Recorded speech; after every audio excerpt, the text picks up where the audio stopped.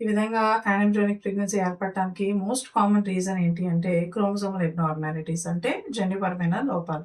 ఒకవేళ మీకు కనుక మీ ప్రెగ్నెన్సీలో ఫస్ట్ టైం యానెంబ్రియోనిక్ ప్రెగ్నెన్సీ ఉందని తెలిస్తే మీరు అంతగా కంగారు పడాల్సిన అవసరం లేదు. ఎందుకంటే మీరు కొన్ని జాగ్రత్తలు తీసుకున్నట్లయితే నెక్స్ట్ టైం ప్రెగ్నెన్సీలో ఈ ప్రాబ్లమ్ రిపీట్ అవ్వకుండా చూసుకోవడానికి ఛాన్సెస్ ఉంటాయి. సో నెక్స్ట్ టైం ప్రెగ్నెన్సీ అప్పుడు మీరు తీసుకోవాల్సిన జాగ్రత్తలు ఏంటి అంటే first thing life style modification. And second thing మీకు థైరాయిడ్ గానీ, పీసీఓడీ లాంటి ఇష్యూస్ ఏమన్నా ఉన్నా, డయాబెటిస్ లాంటి ఇష్యూస్ ఏమన్నా ఉన్నా, సో ఇవన్నీ కూడా కంట్రోల్‌లో ఉండేలాగా చూసుకోవాలి. అండ్ ఒబెసిటీ లాంటి ఇష్యూస్ ఏమన్నా ఉంటే తప్పనిసరిగా వెయిట్ లాస్ అనేది అయ్యేలాగా చూసుకోవాలి. అండ్ మోస్ట్ ఇంపార్టెంట్ థింగ్ ఏంటి అంటే ఫోలిక్ యాసిడ్ సప్లిమెంటేషన్. సో తప్పనిసరిగా మీరు ప్రెగ్నెన్సీ ప్లాన్ చేసుకోవడానికి అట్‌లీస్ట్ ఒక 3 మంత్స్ ముందే ఫోలిక్ యాసిడ్ సప్లిమెంట్ స్టార్ట్ చేసి, అది వాడుతూ ఉండగా ప్రెగ్నెన్సీ గనక ప్లాన్ చేసుకున్నట్లయితే మీకు ఈ ప్రాబ్లమ్ రిపీట్ అయ్యే ఛాన్సెస్ తక్కువగా ఉంటాయి.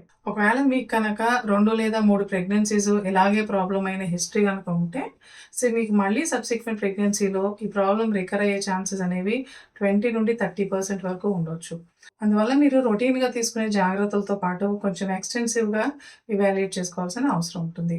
సో, ఈ ఇవాల్యుయేషన్‌లో భాగంగా వైఫ్ అండ్ హస్బెండ్ ఇద్దరిలో జన్యుపరమైన లోపాల రిస్క్ ఏమైనా ఉందా లేదా తెలియటానికి కార్యోటైపింగ్ అని మైక్రో ఎర్రే అనే టెస్టులు చేస్తాం.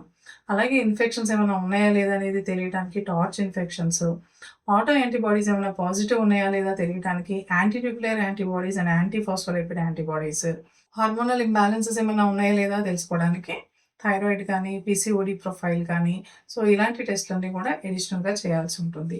అండ్ కొన్ని కేసెస్‌లో గర్భాశయంలో ఉండే లోపాలు అంటే యూట్రైన్ సెప్టమ్ లాంటి కాజెస్ ఏమన్నా ఉన్నా కూడా ఇలా ప్రాబ్లమ్ అనేది రిపీట్ అవ్వడానికి ఛాన్సెస్ ఉంటాయి.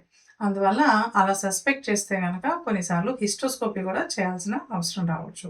మీకు యానెంబ్రియోనిక్ ప్రెగ్నెన్సీ ఉందని తెలిసినప్పుడు ఎనీవే ప్రెగ్నెన్సీ కంటిన్యూ చేయడానికి వీలు పడదు కాబట్టి, ప్రెగ్నెన్సీ టర్మినేట్ చేసుకున్నా కూడా మీరు హోప్ అనేది లూజ్ అవ్వకుండా నెక్స్ట్ ప్రెగ్నెన్సీ ప్లానింగ్‌కి ముందుగానే మీరు గైనకాలజిస్ట్‌ని గనక కన్సల్ట్ చేస్తే, మీకు ప్రాపర్ టెస్ట్‌లవి అడ్వైస్ చేసి, మీకు ప్రాపర్ గైడెన్స్ ఇస్తే, నెక్స్ట్ ప్రెగ్నెన్సీలో మీరు మళ్ళీ హెల్తీ బేబీని పొందే అవకాశం ఉంటుంది. I hope this information is useful to you. Share this information with your family and friends. Thank you.